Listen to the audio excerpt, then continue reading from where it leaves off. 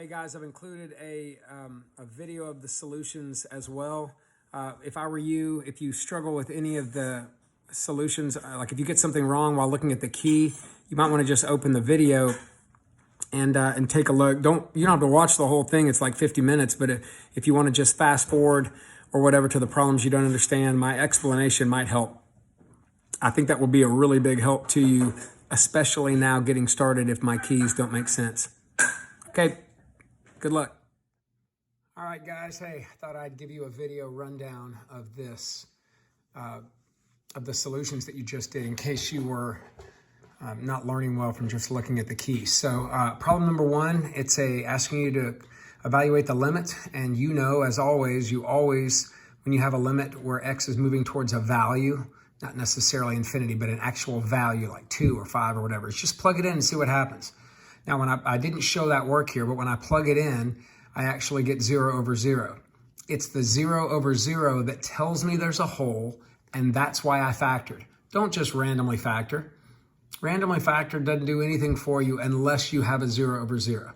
So even though you don't see that on the page here, that's what I did. Then I canceled out the factors that created the hole, and then you can see I've carried over the leftover factors and redid the limit at that point. Make sure if you're doing this when it's not a multiple choice that you show right here where you're redoing the actual limit. Show that work. Cancel it, take the remaining factors, redo the limit process so that the AP reader can see what you're doing. All right, on number 2, they're giving you a function and saying find the derivative of the function at an x value of 2. Excuse my dog's barking in the background here. Okay, here on number 2, I'm given a function. They're asking me to find the derivative of the function at 2. This is a simple power rule. So starting with the x cubed, I said 3x squared minus 2x plus 1. Of course, the derivative of the negative 1 is 0. And then once I get that derivative, I find the derivative at 2 by plugging a 2 in and getting 9. Again, make sure when you're doing this on a multiple choice question, doesn't matter about your work. On a free response where you have to show your work, make sure that you say the derivative of f of x like this, and then the derivative of f of 2 like this, and show them as separate steps so that the reader can see what you're doing. You don't have to show all this math in here. You could just skip out all the calculations and write 9, but show your steps and label them well. Okay, on number 3, it said which of the following definite integrals has the same value as this expression? And this is new, okay? So we know how to evaluate an integral. And if you ignore the 1/2 and the 2 that are there, which I put in there to allow u substitution, a lot of people will miss this. What they'll do is they'll say, oh, well, I don't recognize the part in the black here. I don't recognize that from my rules, but I do see an e in there, and the only e rule I know is e to the u. So I want to try to make it look like this. So I'm going to replace that x squared. I'm going to call it u, take the derivative of both of those, and get du equals 2x dx. And when I look back up here, I see the x and I see the dx, but I don't see the 2. So I'm going to put a 2 and a 1/2 to balance it in there. And then I didn't circle it, but if I were to go in there and circle it, I would be circling up the 2x dx and replacing that with du, and then circling the x squared and replacing that with u. But the difference is I would have a 0 and a 4. And ironically, that's a. And a lot of people look at this and they go, man, that's a. Why isn't it a? And it really bothers them as to why it's not a. Well, what we've always done in AP Cal so far is a temporary u substitution. And a temporary u substitution would be to get to this point here in a, and then go ahead and evaluate the integral. And then when you're done, put the u value back in, put the x squared back in after I integrate. What AP wants you to do with this problem is to do a complete u substitution. So if you look back at the original problem, not only do they want all these x's gone into u's, but this 0 and the 4, those are values that I would have plugged in after integration to evaluate this. Those are x values. They want me to change those as well to fit the u substitution. You may say, well, how do I do that? Well, you just use this formula right here, this u equals x squared. So I'm going to plug the 4 in for x there, and I get u is 16, and I'm going to make that as a substitution. And then I'm going to plug the 0 in for x. That remains 0. I'm going to leave that as a 0. And that's a complete u substitution. And the thing about this is, now when I do the integral, I never have to put the u back in. So if I integrate this, I would get e to the u times a half from 0 to 16. And I would never have to put the x squared back in. It's weird, but it is one way that some people teach how to integrate. It's a complete u substitution where you're not only trying to make this ugly integral look like something you know, but it's also changing the 0 and the 4 also. A hint to when you would have to do this is when your answers are given as integrals like this. So that's new. You will see it a few more times, but that isn't something, if you got that, that's great. I would be willing to bet that most of you got A, chose A on that. Problem number 4, which of the following is an equation of a line tangent to the graph of this? Okay, so we know to find an equation of a line tangent to a graph, we need a point and we need a slope so that we end up with something like this. And so to find the slope, it's not that big of a deal. I've already got the point, actually, the 1 and the -3, so I can go ahead and do x minus 1 and y plus 3. But to find the slope, we know we need to take the derivative. Now, when I take the derivative of this, you'll see that there's an x and a y together. Anytime you have x's and y's or x's and t's or y's and t's or multiple variables, remember we have to do implicit differentiation. So at the beginning of the taking the derivative, you get 2x. That's not a big deal. But remember, with implicit, you technically are getting 2x dx dx. I don't write dx dx because it cancels. But then when I get to this -3xy, I've got a product rule. And to the product rule, I've got to go first d second plus second d first. I don't know if you remember me doing this, but what I normally do with the product rule is group the negative in there with the 3x and then keep the y by itself. So I'm going to go first, -3x, the derivative of y. Now, a derivative of a variable, a single variable to a single power is 1. But remember, I have to tack on that dy dx. So this first d second ends up being first -3x, d second dy dx, and then plus second, which is the y, times the derivative of the first. Now, the derivative of the first part would just be -3. So I put the -3 in there. And you don't have to do it in that order, or the order that I wrote it, but I did. And then finally the derivative of the 10 is 0. And then at this point, I need to find the slope. Now, I really made this harder than it needs to be. The slope is the dy dx. I could have just plugged 1 in for x there and there, -3 in for y there, and then just solved for dy dx. And if I did that, I would have gotten 11/3. What I did was went ahead and just subtracted the 2x over here. You can see it right there. Added the 3y over. You can see that right there. And then divided by this -3x right there. And then at that point, and notice I labeled it dy dx as that.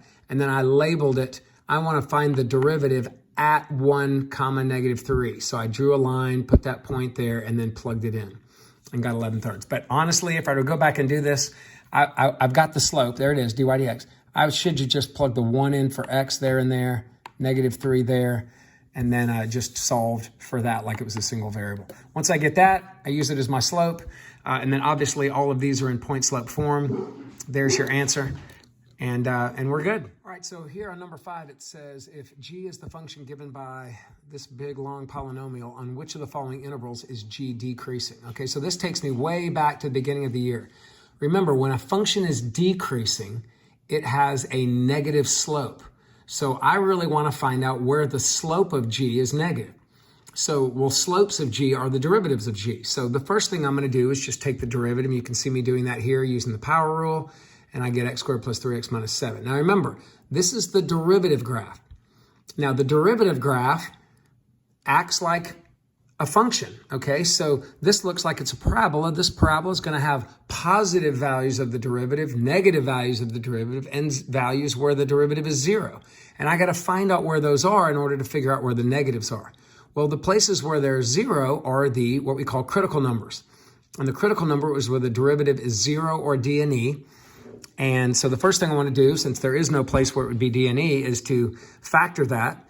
And it shouldn't be too hard to factor this into x plus 10 and x minus 7. You might want to double check your foil it back out, make sure you get what you have. what you had right here, and then set those equal to 0, and I get negative 10 and 7. So I'm going to mark negative 10 and 7. And remember, those are the places where the derivative is 0.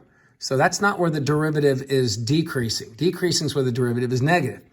So what I need to do is I need to pick some values bigger and smaller than negative 10 and bigger than smaller than 7 and check what the slope would be there. So you can pick anything you want. I chose negative 11. So I'm going to plug a negative 11, not into the g, into the derivative. So if I plug a negative 11 in, you can plug it in there if you want, but it's easier to plug it in the factors. If I plug a negative 11 there, I get a negative.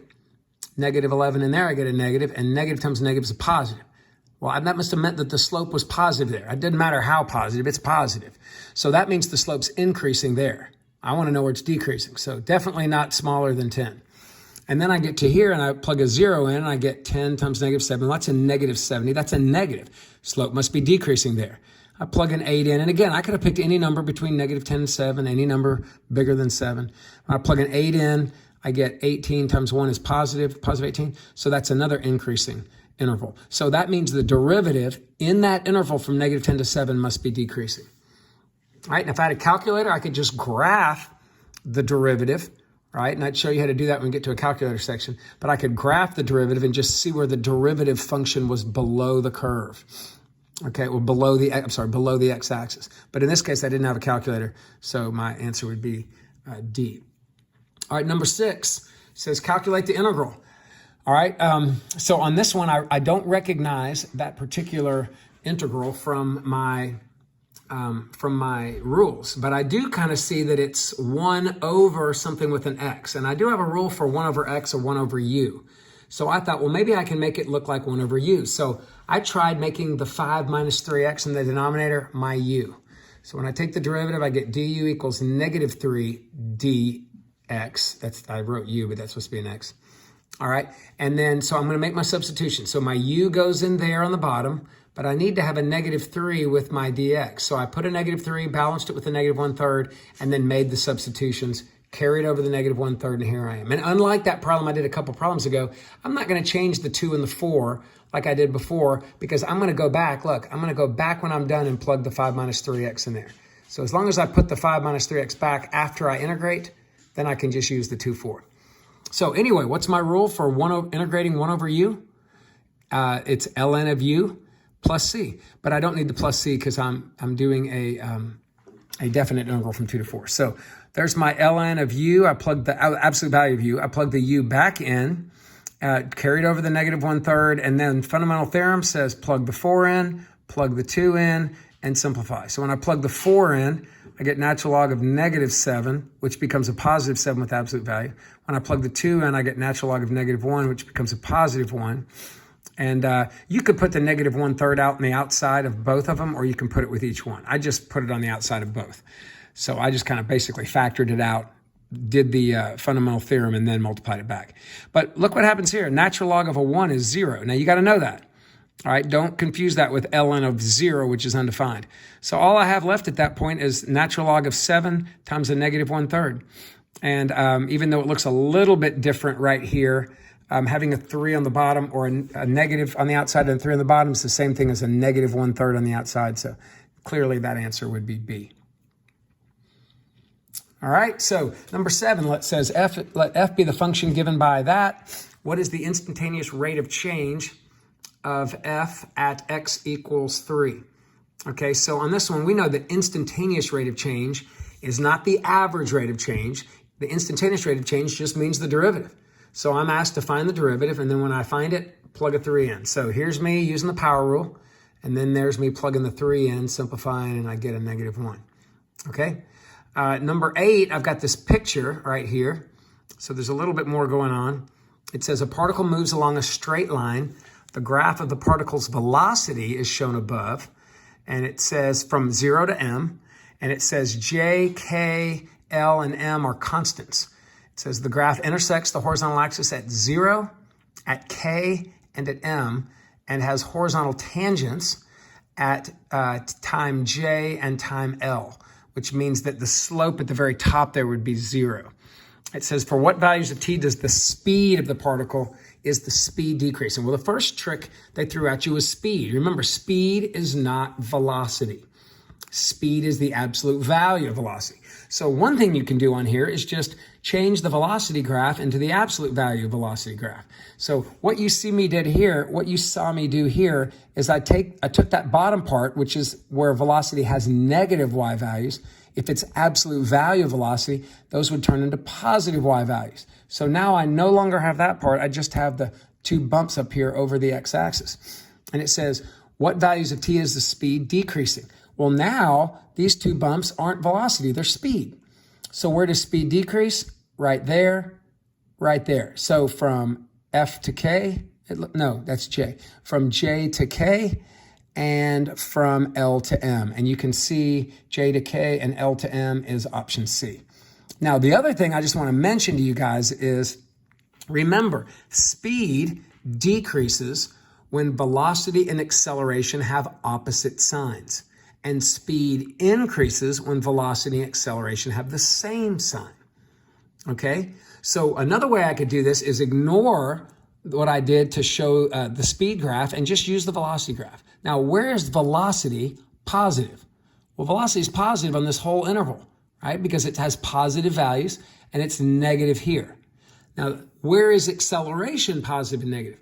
Well, acceleration is the slope of velocity. So the slope's positive there, but negative there. So what that means is on this interval right here, velocity is positive, but the slope of velocity acceleration is negative. Well, that would mean they have opposite signs, A and V.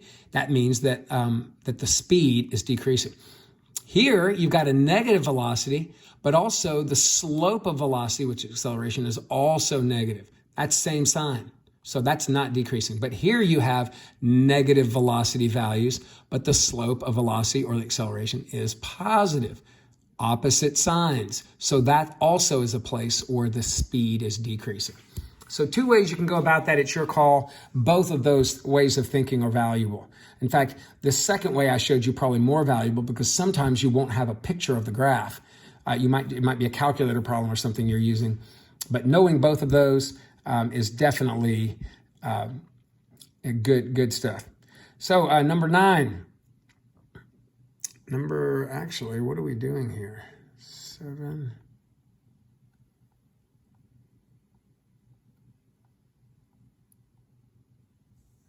Okay, my bad.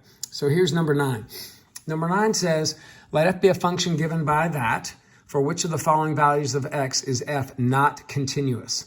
Well, we know that continuity happens when there are no what? Holes, jumps, vertical asymptotes, all that kind of stuff.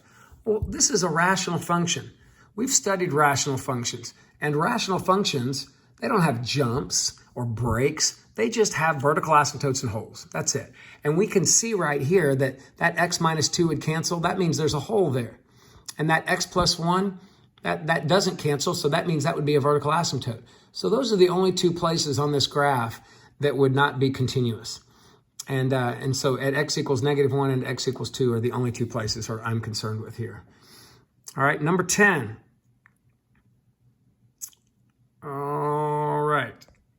All right, so it says a particle moves along the x-axis with that given velocity for time greater than 0. If the particle is at position x equals -2 at time 0, what's the position? Okay, so here I'm given a velocity, which is a rate, and I'm asked for a position, which is like an amount of distance. So if you think about velocity as like meters per second, then position would be like meters. And remember, what do you have to do to a rate to get an amount? Well, you integrate it. Now, remember that position is not just the integral velocity, okay? It's the change in position. So when we integral, there's two ways to go about it. One way is to go ahead and integrate velocity function without any definite values, like any a to b, and that would give me a c value. Now, this is kind of an old school way of doing it, which means my position function is t cubed minus 4t plus some c. Now, at that point, I would have to figure out c, and we learned to find c. We did this a lot with differential equations. You plug in the x and the t, plug it in. So I'm going to plug -2 in for my x value right here, x of 0, that's -2, and my time is 0, plug in a 0 right there and there, solve for c, and then once I get my c value plugged in there, now I can plug in time 3 in there and figure out what that final value is. But now that we know the fundamental theorem of calculus, it's much better than that. Remember, the fundamental theorem says if I integrate v, I get a new function from a to b, and that new function is my position function. So when I integrate a velocity, and I'm going to write this down off to the side, when I integrate a velocity function, all right, over time, and we're going to use time 0 and time 3 here, because those are the two times that I know, or one I know and one I'm looking for, I end up getting a position function from 0 to 3. Now I'm going to write this out, show you in a couple of seconds. I'm writing it right now. So here we go. This is really what I'm doing with the fundamental theorem. I'm integrating velocity and getting a position function, and then I'm plugging the 3 and the 0 in here. So if I integrate from 0 to 3 and get x3 minus xo, if I'm looking for x3, all I got to do is take the x of o, or x of 0, and add it to the other side. That's what I did right here. So to find x of 3, I'm just using the fundamental theorem and just moving the x of 0 over to the other side. Now I know that x of 0 is -2. That's what's over here. So I'm plugging that in, and then I'm going to have to actually integrate that manually. So to integrate that, we know how to integrate. We already did it once here. We get the t cubed minus 4t, and then I plug the 3 in, and I plug the 0 in, and I end up getting 15. So I didn't show all those steps of integrating, but hopefully we know how to integrate pretty well at this point, and then I just add the two together. So either way is fine. I would tend to lean towards this now that I know the fundamental theorem as opposed to this. All right, number 11. It says, let f be a function defined by that integral on which of the following intervals is the graph of x concave down. All right, so here we're going to have some second fundamental theorem, because for me to understand what concave down means, or where concave down, I have to understand that that's where the second derivative of this f is negative. Well, all I know is what f is, and f is the integral of this function. It's not the function, it's the integral of it. So for me to get to f prime, I would have to take the derivative of this. So the first thing I did is say, okay, to take the derivative of f, I get f prime. To take the derivative of the integral puts me in second fundamental theorem of calculus land. And what's the rule? Well, the derivative and the integral cancel, so I don't have to actually integrate, but I do need to plug the x in, which I did, and then I got to take the derivative of x, which is times 1, and multiply that out to the side, but multiplying by 1 didn't do anything. So that's my first derivative. Now, then the second derivative is pretty easy. I just take the second derivative of that, and then I want to know where the second derivative is less than 0. All right, well, we know to find out where the second derivative is less than 0, I first need, that means where it's negative, I got to figure out where it's equal 0 and then check values in between. This is kind of like finding critical numbers, but what I'm technically finding here are possible inflection points. Okay, so I'm going to take this second derivative, factor out a 6. Actually, I divided it out because it was equal to 0. I could do that. And then I factored it up, got 2 and 3, and marked them on a number line. So now what I'm doing now is I'm checking where, this is where at 2 and 3, the second derivative is 0. So I check in between on either side of 2 and on either side of 3 in the derivative. So I plugged a 1, and the second derivative, I plugged a 1 in there and ended up getting a negative times a negative, which is a positive. So it's concave up there. Plugged a 2.5 in there and got positive negative. That's a negative, must be concave down there. And I plugged a 4 in as well and got a positive, which is positive. So the only time I got a negative second derivative was between 2 and 3. So I went with D. All right. All right, rolling on to number 11 we just did. Yeah, sorry about that. So rolling on to number 12. It said, for which of the following does the limit of a function equal 0 as you go to infinity? Okay, so f of x, it's giving you 3 different options for f of x. So on this first one, if I was taking the limit of that function to infinity, I would get the log of infinity. Now, the only way to really find the log of infinity is to think about the log graph. Now, remember the log graph kind of comes up and flattens out, but it doesn't flatten out completely. It keeps rising, right? It follows up the x-axis and then kind of slides out to the right. Now, it's still getting bigger, but it's not getting as big as infinity to the 99th power. That's an enormous number, right? X to the 99th would be really steep, really big. So the bottom's growing faster, and if the bottom's growing faster than the top, we know that that fraction would be approaching a zero. So 1 definitely works. Now the top is exponential. All right, so if I look at number 2, that function in here, if I plugged in infinity, I get e to the infinity over a natural log of infinity. Now again, e to the infinity grows even faster than x to the 99th, or infinity to the 99th. So e to the infinity is a huge number, rapidly growing. Exponential curves get really big, right? Really big, really fast. But again, ln of infinity on the bottom, even though it's getting bigger at a slower rate. And if the top is growing faster than the bottom, then that would be approaching infinity, not 0. So I throw 2 out. And then finally I get to 3. If I plug an infinity in there, you can see both of these are huge numbers, but we always said exponentials grow faster than power functions. So if the bottom's growing faster than the top, then the bottom is in control. It gets to be bigger denominator. That fraction is going to approach a value of 0 eventually. Now, the other way to go about that's L'Hopital's rule. Remember, anytime you get infinity over infinity, you can do L'Hopital's. So if I look back at number 1, if I take the derivative of ln x, I get 1 over x. The derivative of that, I get 99x to the 99th. And how do you divide by a fraction? You multiply by the reciprocal of the denominator. Well, if I do that, I get this.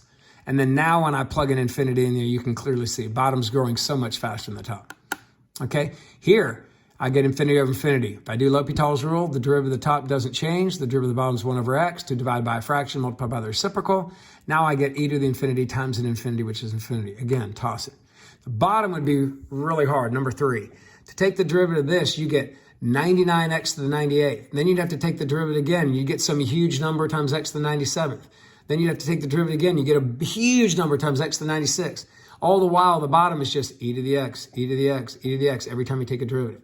Well, eventually the top, that power of x is going to shrink all the way down to something really small, and you're going to have a huge number on the top. But again, the bottom's an exponential function, always grows faster. So I hope that you don't have to do L'Hopital's on this, that you can think about it this way. But if you have to, remember, you can do L'Hopital's whenever you get a 0 over 0 on a limit, as well as an infinity over an infinity. All right? Number 13 says, let f be a differentiable function such that f of 0 is negative 5, and the derivative of f of x is less than 3 for all values of x of the following, which is not a possible value for f of 2. Okay, so at first glance, this might seem a little weird, but what do I have? I've got a point. So I'm going to go ahead and graph that point. At 0, I'm down there at negative 5. All right, now they said, what's not a possible value for f of 2?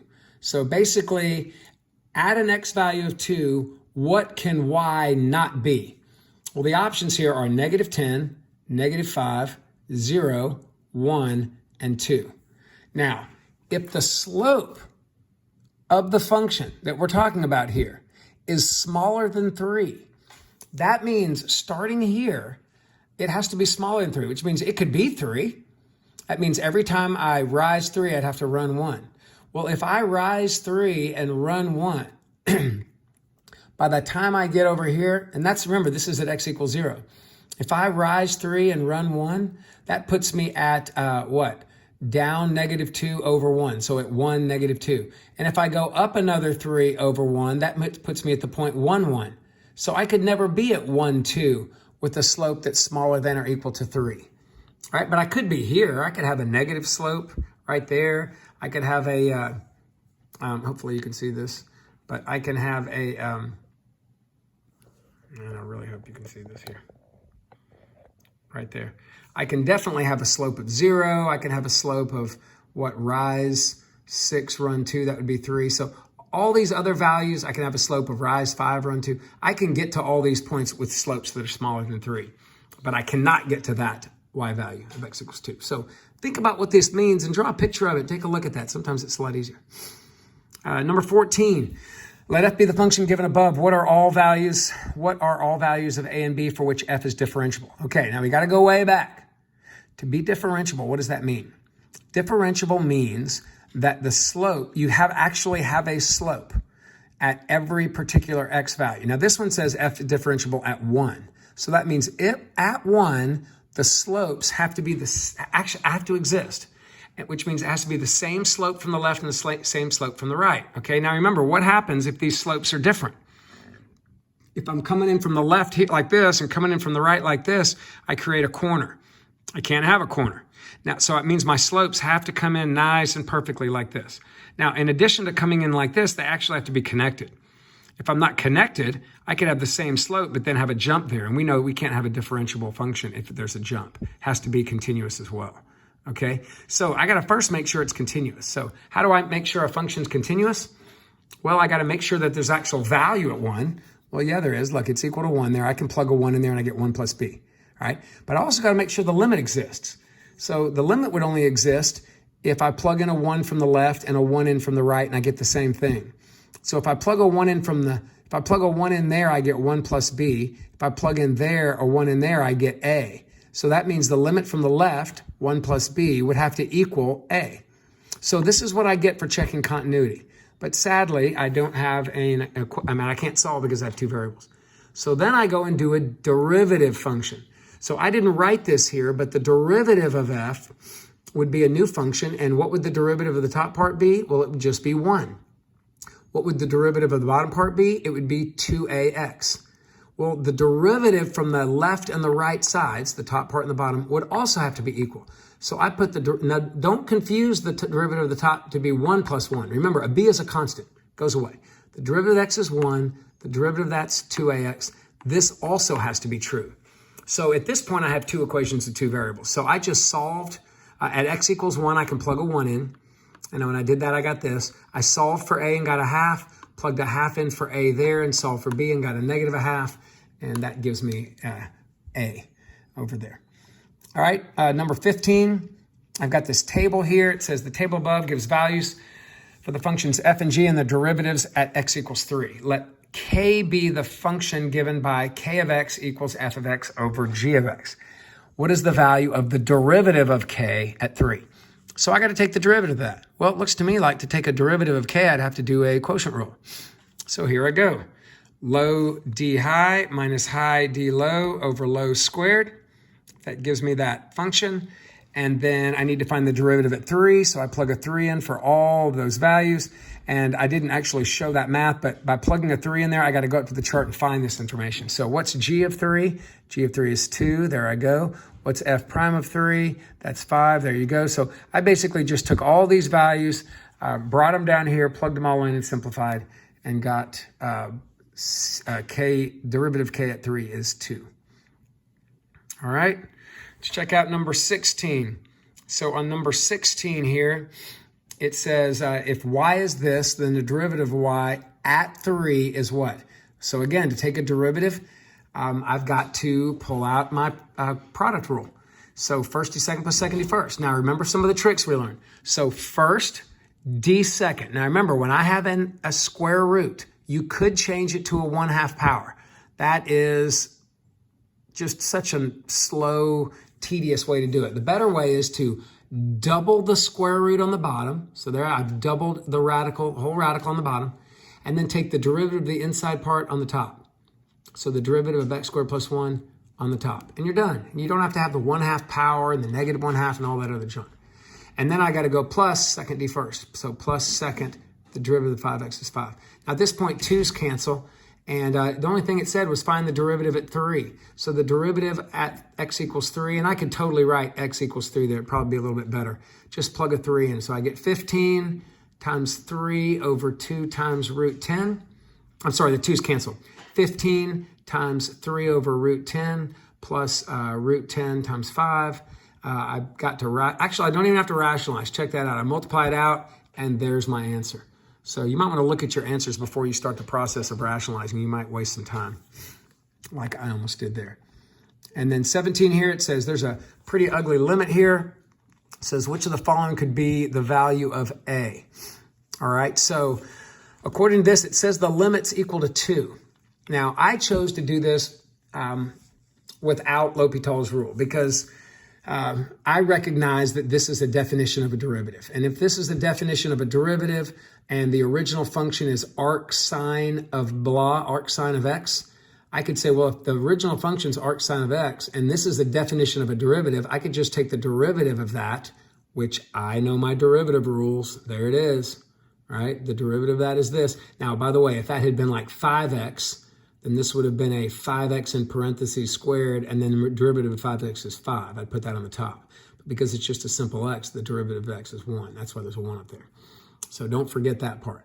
And then all I got to do now is, this is the derivative at an x value of a, so I plug an a in, right? So the question is, which of the following could be the a? Well, if this is what all that's equal to, then all I got to do is cross multiply, or actually I squared both sides before I cross multiplied to get this, then cross multiplied, moved the 4 over and got a -3, divided by a -4 and got +3/4, square rooted both sides. And here I actually had to simplify that completely, and I got plus or minus square root of 3/2. And it said which of the following could be. That's a positive one, so that could be the answer. So I went with B. And the only other way I'd know how to do this is to try to evaluate the limit. Now, if I try to evaluate the limit by plugging a 0 in there, you see that I get 0 over 0. Okay, and I didn't show all the work of this, but if you get 0 over 0, you could apply L'Hopital's rule. Now remember, when you do L'Hopital's rule, h is the variable. So if I'm going to do L'Hopital's rule here, I've got to take the derivative of the top and the derivative of the bottom and then redo the limit. And when I do that, I will get something that I will get this that I can set equal to 2. But you got to remember that h is the variable. So anything that doesn't have an h in it, you have to treat it like it's a regular number. So like arc sine of a, that's arc sine of a number. That's a number. If I take the derivative of that, I get 0. And here, that a, it's like a number. It's like having a 4 in there or a 6 in there. If I take the derivative of that a in the process of the chain rule, I'm getting 0. But anyway, if you want to do it that way, you can. That's a pretty tricky question. A lot of people miss that over the years. 18, if ln of 2x plus y is x plus 1, then what's the derivative of y with respect to x? So here I got to take the derivative of this whole function to get dy dx. And in doing that, what do I got to do? Well, it sounds like I've got to do implicit. So I start with the left side. What is the derivative of a natural log of blah? Well, our rules on natural log is to copy the blah to the bottom and then take the derivative of the bottom. So and put it on the top. So the derivative of the bottom, the derivative of the 2x is 2, and then plus the derivative of the y is 1 dy dx. And then the derivative of x is 1, the derivative of the 1 is 0. So here I am. But this one I actually have to solve for dy dx. So the first thing I did was just cross multiply. That drug my 2x plus y over here to the right. And then I subtracted the 2 over, and there's the dy dx by itself. All right, now number 19 gives us this crazy figure. It says, figure above shows the graph of a function g. So there's the g function right there. And the line tangent to the graph of g at x equal -1. So you can see, and it even gives you the point at x equals -1. The point is -1, 3. So there's a tangent line right there. It says, let h be the function given by e to the x times g to the x. Well, e to the x is not on this page right here, but we kind of know what e to the x looks like, right? It's just some exponential function.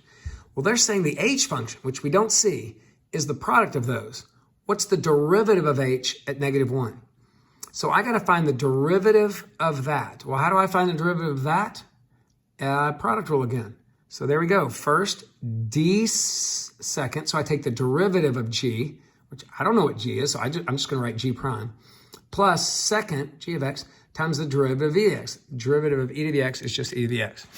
All right? Now, once I get to there, I need to plug a -1 in. Now, when I plug a -1 in there, I get e to the -1 and g prime of -1. So this is saying, what is the slope of g at -1? So the slope of g at -1 is this thing right here. Now, I don't know. I mean, is that tangent right there? Slope of that tangent line. I don't know what that is. But you know what? They happen to give me a tangent line to it. And they gave me a couple of points on the tangent line. And if I just look at that, I could go, oh, I'm rising 6, running a -2. So that's 6 over -2. That slope is at -1 is, oh no, I'm sorry, that's a 1. So I'm rising 6, running a -1. So 6 over -1 is a -6. So it looks like the slope there is a -6. That's what that's asking for. So that goes in there. And then this is saying, what is the y value of g at -1? Well, that's just the point, the point's y coordinate, which is 3. So I plugged a 3 in there, and I still have these e to the -1s in there, which I just changed to 1 over e. So I got -6 over e plus 3 over e, which is -3 over e. All right? And you could have factored out the e like I did over here, but I don't know why you would. I don't know why I did that. It's fine, though. All right, number 20. It says, for all values of x greater than 0, figure out what this is. Now, this is a ddx of an integral. Well, what does that mean? They don't have to have these parentheses there, but the ddx of an integral, that's second fundamental theorem. So those are going to cancel each other, and you don't have to integrate there. But what do you have to remember to do? You got to remember to plug the 2x in, and then take the derivative of the 2x. So that's the time 2. So I'm going to plug a 2x in there and cube it. When I cube it, I get 8x cubed, right? Plus 1. And then I also go times 2. So there's my derivative of my 2x. You can't forget that. They're always going to have the part without the times the derivative. You can see it right there. But we're not going to be that guy. So this is just second fundamental theorem in play. Number 21 says the graph of a function f is shown above. What's the value of the integral from 0 to 7? And remember, what is an integral from 0 to 7? Well, it's the area between the curve and the x-axis from 0 to 7. Now, remember, area, if I'm moving from 0 to 7, that's to the right. Anything accumulated above the x-axis is positive, accumulated below is negative. So I just made a bunch of shapes and figured out the areas. So this is a hexagon, or you could think about it as I'm sorry, not a hexagon. This is a trapezoid, or you could think about it as a rectangle with a triangle. Either way, this ends up having an area of 3. This is a 2 by 2 area of 4. This is a 1 by 2 triangle, has an area of 1. And this is a 2 by 2 triangle, has an area of negative 2, because remember, it's below. And then you just add that 8 and that negative 2 together and get 6. All right. And then 22 says the function f is continuous for all real numbers, and the average rate of change of f on the closed interval is -3/2. Let me see, is -3/2. For values of c between 6 and 9, it says there is no value of c where the derivative is equal to -3/2. Now, it says, of the following, which must be true? Now, if the average rate of change of f, now remember, what is average rate of change? Average rate of change is like the slope. So the slope from 6 to 9 would be the y values, right? F of 9 minus f of 6 over the x values, 9 minus 6. All right, so the average rate of change of f would be that right there. Okay, so that's that. Now, if you recognize that, that's not only average rate of change, but that's the right side of the mean value theorem. Okay, now if I actually do the math on that, all right, if I actually were to calculate, it tells me that slope right there is -3/2. Okay, so I know that the average rate of change is -3/2. Then they tell me, wait, the derivative, there is no value where the instantaneous rate is -3/2. Well, the mean value theorem guarantees that. Unless what? The mean value theorem says that the average rate of change, -3/2, will be equal to the instantaneous rate of change at least in one spot. So for it to not be true, that means the mean value theorem is not valid. Well, what are the conditions of the mean value theorem? The conditions of the mean value theorem say that it has to be continuous on the what? Closed interval and differentiable on the open. Well, look down there at E. F is not differentiable on the open. So of course, E has to be true, because one of those things had to come into play. So I went ahead and picked E. All right. And number 23, let f be a function defined by 2x plus e to the x. If g of x is the inverse of f, and people don't like these, but we'll go over these again. So if g is the inverse of f, what is the value of the derivative of g? So the derivative of g would be the derivative of the inverse. So now remember, the derivative of an inverse is basically saying what's the slope of the inverse function. Now, we talked about this at length, and a lot of people hate this. I encourage you to go back and look at what the book has to say about this. But really, to find the derivative of the inverse, okay, the trick was to find the derivative of the function, right, but not at 1. Find the derivative of the function, not at 1, but at what value would have given me 1. So I want to find the derivative of f, not at 1, but what would have given me 1 on the function. So what I do is I go, well, where would this right here have had a value of 1. Well, if I think about this, if y is 1 and I just start guessing and checking, an x value of 0 makes that true. Think about it. If I plug an x value of 0 there, and I'm just randomly plugging in numbers, e to the 0 is 1, 0 times 2 is 0, 1 plus 0 is 1. So 1 right there would be true when x is 0. Well, that's true. So instead of finding the derivative of f at 1, I find the derivative of f at 0. Okay, so that's what I'm doing here. So what do I do for that? I just take the derivative and plug a 0 in. And when I do that, I get 2 plus 1 in the denominator, and then I flip it, basically put that value in the denominator, and I get 1/3. All right, 20, we already talked about 22 and 23. So 24.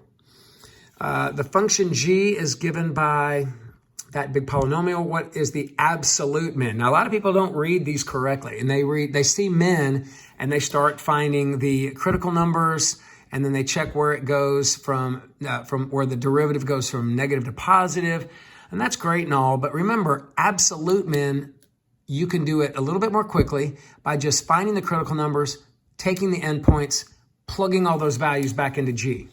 Okay, because remember, if all you do is check your critical numbers and see where they're increasing and decreasing or where the slopes go from negative to positive, you've forgotten about the endpoints. You can't forget about the endpoints. Okay, so my endpoints are -2 and 1. I know I'm going to plug those into g. You can do that at the beginning or the end. All right, I did that and I got -7, 2. Okay, and then I also need to check critical numbers. So the critical numbers, if I take this, critical numbers are where the derivative is 0 or d and e. So I take the derivative. There's no way it can be d and e, so I set it equal to 0. I was able to divide a 6 out, so I could. It made my factoring a little easier. And then I factored it. Remember, if you stink at factoring, FOIL it back out, make sure you're right. And I got 1/2 and -1. So those are my critical numbers. Now listen, don't check where it goes from increasing to decreasing, whatever. That's what you do for relative mins and relative maxes. Absolutes, take them, plug them back in there into the g, not in there, but in there. Figure out what the y values are. So you can clearly see this has a max of 6 and a min of -7. So the min is -7. Now, sometimes AP will go, at what x value is the min located? In that case, I would have said at x equals -2. But they said, what is the actual min? And a min or a max is a y value. All right, so number 25, which of the following is the solution to that differential equation? When you're taking a derivative, remember, so a solution to the differential equation dy dx. Now this I thought was a little tricky because we need to separate variables. And a lot of you may not know this rule. I hope you do. But you're going to have to separate the dx and the dy, which is pretty easy for the dx. I can slide it up. There it is right there. And the dy can stay there. But how do you get this apart?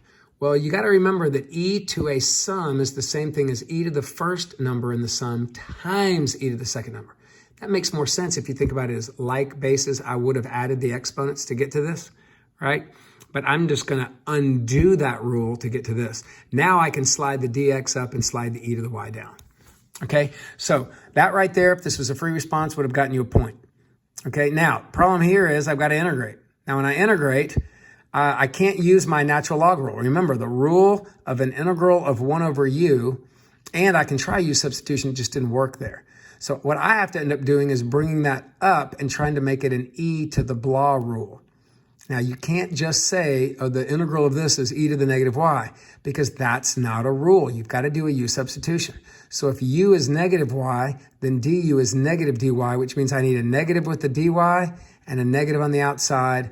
And then when I make my replacements, the negative y right there becomes a u, right? And then the negative dy and the negative out there becomes a du. And I didn't show that step, but when I integrate all that, I end up getting the negative drops down and I get e to the u, and then the e to the y, the negative y goes back in there for the u. So I skipped some steps there, but anyway, that's what would have happened. And then here, this is a rule. So I can just bring down the e to the x and the plus c.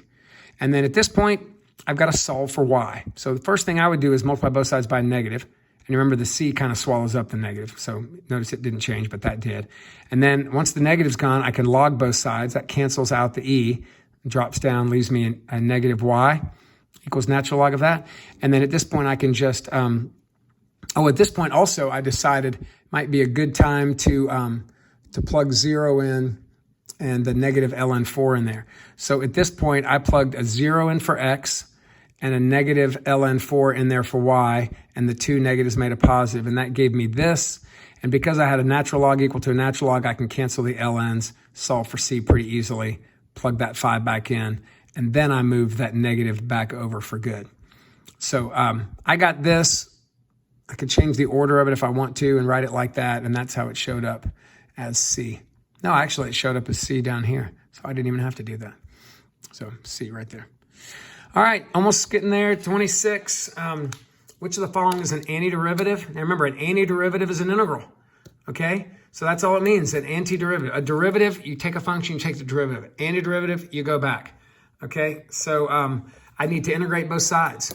So when I integrate both sides of this,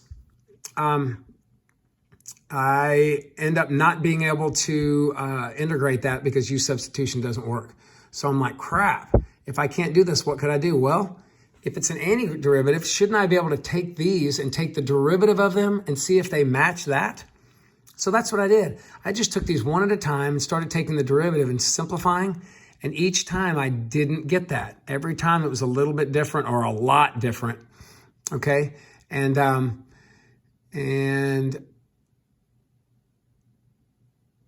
anyway, finally I got down here on E.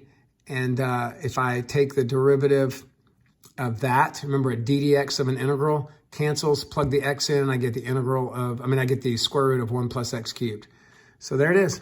So that ended up being the antiderivative right there. And the whole f of 2 equals 3 thing, all I did there was I was using that to kind of check my answers. I thought right here, if I plug a 2 in, I get the square root of 1 plus 8, square root of 9, which is 3. So that's a nice x and y value that I could use to check some of these if I wanted to. But I chose, anyway, I chose not to do that, but I could have.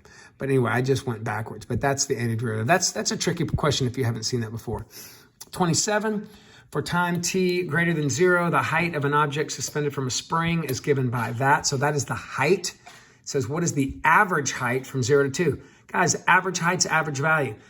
I don't know that on our coronavirus test that they're going to be testing average value. I'll continue to talk about that more. But remember, average value formula, you just integrate the function from 0 to 2 over 2 minus 0. That's it. So I integrate that right here from 0 to 2. So to integrate that, to integrate 16, that's easy, 16t. But to integrate that, I'm going to have to do a U substitution, which is a little bit of a mess. So I got to do a U substitution. I didn't show all my work there, but if I were to do it, I end up giving this 4 over pi, because to put a pi over 4, I got to balance it with a 4 over pi out in the outside, and then I get the sign of that. So it's a pretty ugly U substitution process right there. But again, I'm going to go from 0 to 2 over the 2 minus 0. So at this point, I plug a 2 in there. I plug a 0 into the function there. I simplify as much as I can. This is pretty great because sine of 0 is 0, so all that goes away. And then here, I got to remember that sine of pi over 2 is 1. So I end up getting 32 plus 28 over pi over 2. So that, I just basically divide 2 into each part. Dividing 2 into that gives me 16. 2 into that gives me 28 over 2 pi, which is 14 over pi. And that's D. All right, here's 28. The function f is defined by that function sine x plus cosine x. What's the x coordinate? The point of inflection. Okay, so what is a point of inflection? It says where the graph changes from concave up to concave down. Well, point of inflection occurs when the second derivative is 0 in D and E and changes signs. Okay, it's not like a critical number where the first derivative is just 0 D and E. This one goes one step further. So this one says not only does the derivative have to be 0 D and E, but it also has to change signs. So we have to actually do the number line analysis to make sure of this too. So first thing I did was took a derivative, and I got cosine x, negative sine x, and then I took the second derivative and got negative sine x, dropped the negative, cosine x, set that equal to 0 to solve. Now, a lot of people think this is really tricky. One thing I could do is just think about where would sine and cosine have opposite signs? Like if cosine's positive and sine values are going to end up being negative, where would they be opposite signs? And I thought, well, the only place that they're the same as at like the 45 or the pi over 4, the 3 pi over 4, the 5 pi over 4, and the 7 pi over 4. Because you remember the values there are like root 2 over 2 up or root 2 over 2 over. So where would they be opposite? Well, that would be at 3 pi over 4 because that would be like left root 2 over 2, up root 2 over 2. Or at 7 pi over 4 because that's right root 2 over 2, down root 2 over 2. So only two places that are the same are those two. So I'm checking places in between those on the unit circle. So I picked 0. That was the easiest one to plug in. So if I plug a 0 into that second derivative, I end up getting a negative number. All right, so that gives me concave down. And if I plug a pi in there, that ends up giving me a positive number. Now, you're going to have to know how to plug in pi into the unit circle. But like, for instance, if I plug pi in there, sine of pi is 0, so all that goes away. Cosine of pi is -1, but it's a negative 1, which is +1. So the second derivative is positive. That's what's concave up there. So, and then I checked that over there. I picked 2 pi, but I checked 2 pi, and it was also a negative second derivative. So where does it change from concave down to concave up? That would have to be at 3 pi over 4. Now, the other option I did right here is to divide by cosine, both sides. And if I do that, I get negative sine over cosine, which is tangent, equals 1. So that means find where tangent is -1. And hopefully we know that tangent has a -1 at both 3 pi over 4. If you think about the unit circle, right? If I drew a line right here and here, it's at 3 pi over 4, it's -1, and at 7 pi over 4, it's -1. But the only places where, but then I could, again, check those values using my number line analysis. All right? So that would be the end of section 1. I don't know how well you did or how well you didn't do, but keep checking these solutions, and hopefully you'll be okay. Talk to you guys soon.